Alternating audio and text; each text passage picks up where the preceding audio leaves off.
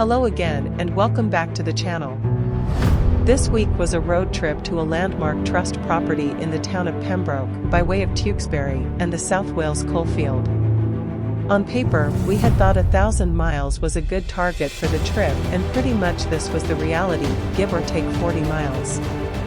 The medieval abbey town of TEWKESBURY was chosen as the location for the night stop on the way out and Cardiff on the way back.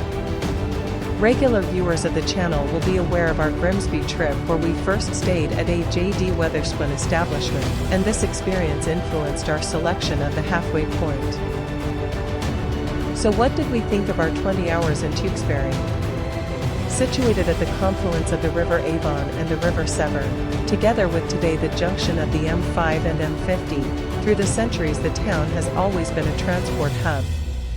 The railway history is not so good, and further reading can be found on Wiki.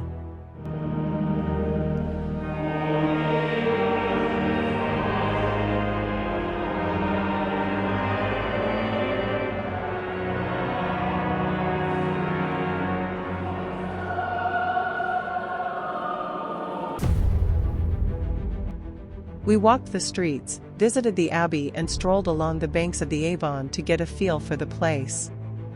Would we come back? Certainly. It delivered on every aspect that a traveler requires both now and going back in time. For a West Country stopover, it is extremely highly rated and, compared to Cardiff on the return leg, this would really be the place to break your journey.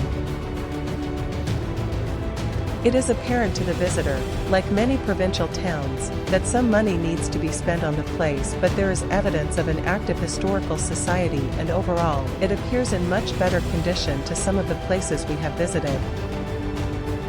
During the course of the year, it seems a few festivals are held which may endanger availability at the hotel, but otherwise it is certainly on the revisit list. Given that the California has a 400 to 500 mile range, there was no need to refuel.